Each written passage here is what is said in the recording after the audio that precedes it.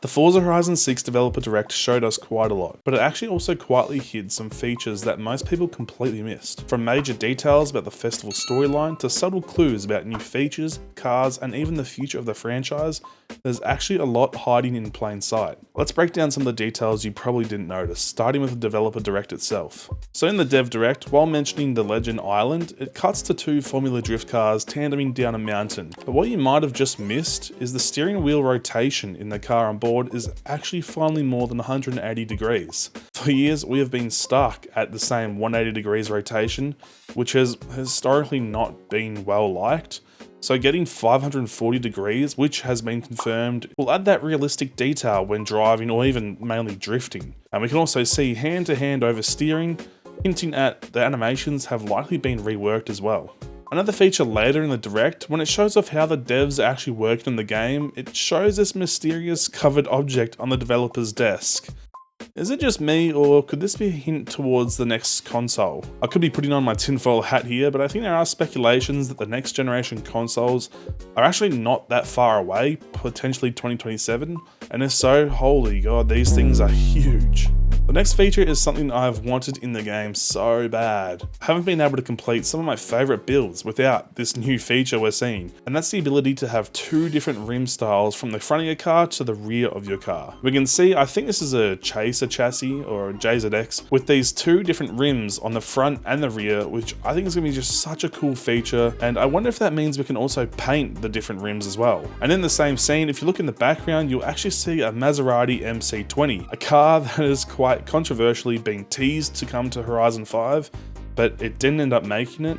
I believe it made it onto some Forza Horizon 5 advertisements and was expected to come. At least we see it here confirmed for Horizon 6 finally. And the final sort of secret hidden feature I got from the Direct is actually from a YouTuber named Stevio, the quote president of Forza Horizon. Notice that while in Convoy doing this time attack on the racetrack, there's actually a new skill-like feature for, I guess, being in a link or within a radius getting the same skill. I don't think it's going to be a very big new feature, but mainly just a rewarding benefit of being in a convoy, but it is something new compared to the last game, I guess. There were a couple of little features I also noticed I just want to rapid fire kind of. And one of those is that we see on this round highway image, which is also based in real life, that there's also a speed zone within, which we can see from these speed camera trees. And I thought maybe a drift zone would have been a bit more appropriate there, maybe a bit more fitting, but I think people might think it's a bit too copy and paste from that one drift zone that we got from Horizon 3, which in that Hot Wheels DLC, it was more of like a spiral. Who knows? Also, while viewing the gameplay, I actually noticed in the map you can kind of see these little purple robot looking characters, and it looks like maybe a minor addition to the map, maybe similar to like an XP board or even a new collectible, but they seem to be so frequent, but we actually never get to see it in the Direct, so I wonder if they're trying to hide it on purpose maybe. Anyway, that's about it for the Dev Direct video. Let's take a breakdown of this article that's officially posted by Xbox. The main takeaway I actually learned from this article is that it's not just a solo adventure in our story of becoming a legend. We actually have two friends coming along with us.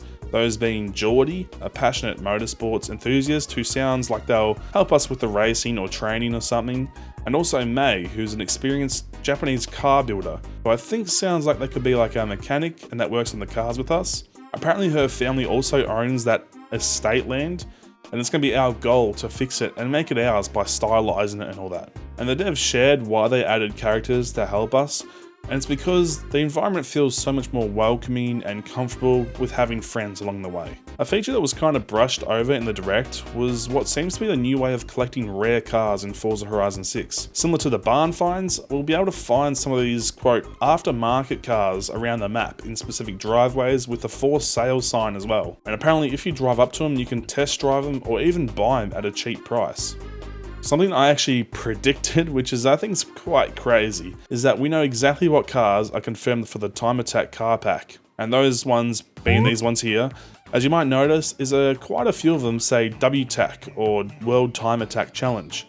Now, before the Direct, I made a prediction in Hoki Hoshi's Twitch chat saying those devs that were leaked scanning K cars in Australia way back, well, I reckon they were also in Sydney, which also had a WTAC event. That is true, and there were some sick cars there.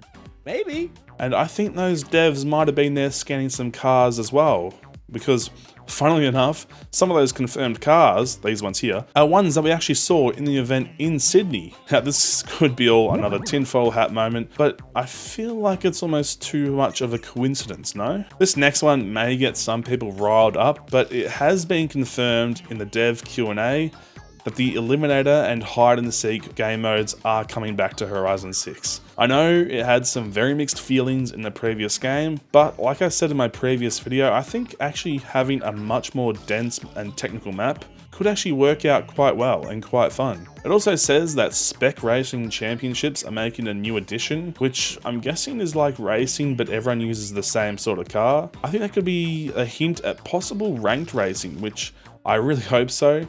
But maybe it's just a new feature to multiplayer.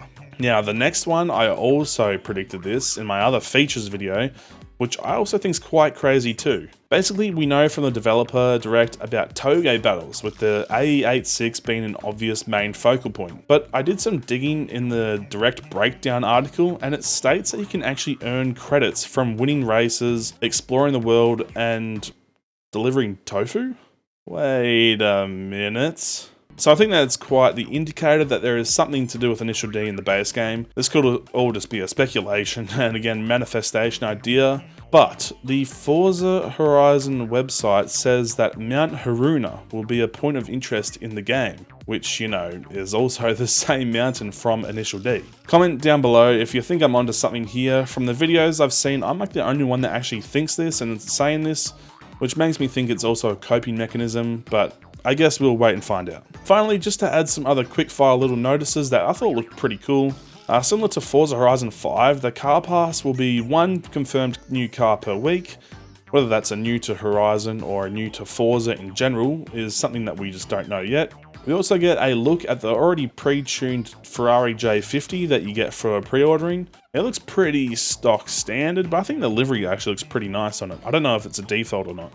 And last but not least, the VIP membership includes quite a bit of interesting information. That being, you get a 2x credit boost for all your race rewards, 3 VIP exclusive cars, those are unknown at the moment, and a weekly super wheel spin, which means wheel spins are back, which is a shocker, but it doesn't say there are 2 weekly wheel spins, like we got in Horizon 5. That seems to be like an interesting way of cutting back on the wheel spins, I reckon, to more flatline the economy. You also get a VIP exclusive house, which is based in Tokyo city suburbs, which sounds pretty nice. And that's about it, I think. I think we only have so much information about Horizon 6 so far, but I'm sure they'll be getting new information shortly. So subscribe so that you can see whenever I cover all the new information and when I play it on day 1 this May. Thanks for watching, guys. Peace.